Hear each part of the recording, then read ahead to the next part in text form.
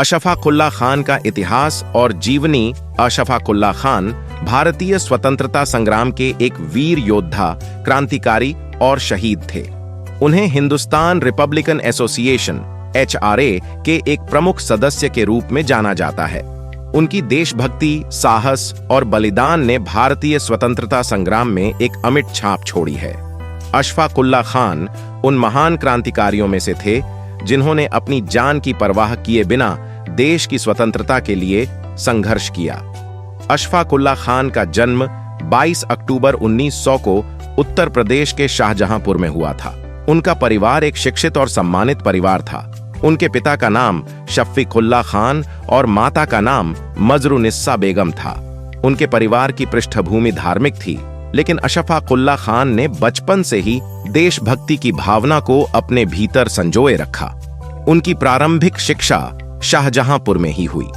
उन्हें बचपन से ही साहित्य और कविता में रुचि थी और वे उर्दू में कविताएं लिखा करते थे। अशफाक उल्लाह खान का देशभक्ति की ओर झुकाव बहुत ही कम उम्र में हो गया था। उन्होंने अपने कॉलेज के दिनों में स्वतंत्रता संग्राम से जुड़ने का फैसला किया। उस समय देश में ब्रिटिश शासन के खिलाफ विद्रोह और असंतोष की भावना व्यापक रूप से फैल रही थी। अशफाक उल्लाह खान को राम प्रसाद बिस्मिल के क्रांतिकारी विचारों से प्रेरणा मिली।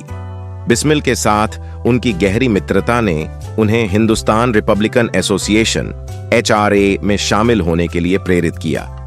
HRA का उद्देश्य ब्रिटिश शासन को समाप्त करना और भारत को एक स्वतंत्र गणराज्य बनाना था। संगठन के सदस्य हिंसक और सशस्त्र संघर्ष के माध्यम से ब्रिटिश शासन के खिलाफ क्रांतिकारी गतिविधियों में संलग्न थे।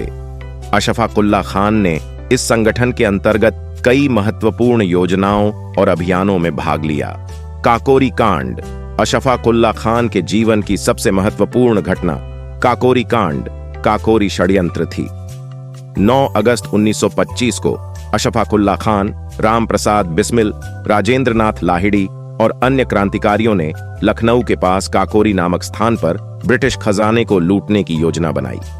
इस योजना का उद्देश्य हथियारों की खरीद के लिए धन जुटाना था, ताकि ब्रिटिश शासन के खिलाफ एक सशस्त्र विद्रोह किया जा सके।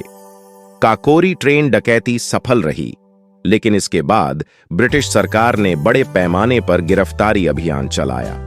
अधिकांश क्रांतिकारी, जिनमें अशफाक उल्लाह खान भी शामिल थे, गिरफ्तार कर लिए गए। इस कांड ने ब्रिटिश शासन के खिलाफ क्रांतिकारी आंदोलन को और भी मजबूत कर दिया, लेकिन इसके साथ ही कई क्रांतिकारियों की गिरफ्तारी और फांसी का मार्ग प्रशस्त हुआ। काकोरी कांड के बाद अशफाक उल्लाह खान फरार हो गए और कुछ समय तक छिपे रहे। उन्होंने बचने के लिए कई प्रयास किए, लेकिन अंततः 17 जुलाई 1926 को दिल्ली में उन्हें गिरफ्तार कर लिया गया। उनके खिलाफ देशद्रोह और ब्रिटिश सरकार के खिलाफ साजिश के आरोप में मुकदमा चलाया गया। अशफाक उल्लाह खान और उनके साथी क्रांतिकारियों के खिलाफ लखनऊ में अदालत में मुकदमा चला। उन्हें और उनके साथियों को देशद्रोह का दोषी ठहराया गया और 19 दिसंबर 1927 को फांसी की सजा सुनाई गई। अशफाक उल्लाह खान को फैजाबाद जेल में फांसी दी गई। 19 दिसंबर 1927 को अशफाक उल्लाह खान को फैजाबाद जेल में फांसी दी गई। उनकी शहादत ने पूरे देश में एक गहरी छाप छोड़ी। वे अपनी शहादत के समय मात्र 27 वर्ष के थे। उनके आखिरी शब्द थे, मैं मरने से नहीं डरता, लेकिन मुझे यह खेद है कि मैं अपने देश को स्वतंत्र नहीं देख सका। अशफाक उल्लाह खान की शहादत ने उन्हें भारतीय स्वतंत्रता संग्राम के अमर शहीदों में शामिल कर दिया। उनकी देशभक्ति, साहस और बलिदान ने भारत के युवाओं को प्रेरित किया और उन्हें स्वतंत्रता संग्राम में शामिल होने के लिए प्रेरित किया। अशफाक उल्लाह खान और उनके साथियों की शहादत के बाद भारतीय स्वतंत्रता संग्राम ने और भी जोर पकड़ लिया। उनके बलिदान को भारतीय इतिहास में सदा के लिए अमर कर दिया गया है।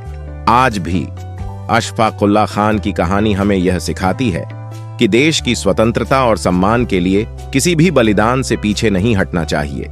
उनका जीवन और शहादत हमें प्रेरित करती है कि स्वतंत्रता की रक्षा के लिए हमें सदैव तत्पर रहना चाहिए। अशफाक उल्लाह खान भारतीय स्वतंत्रता संग्राम के उन महान नायकों में से एक हैं जिनका नाम सदा गर्व और सम्मान के साथ लिया जाएगा।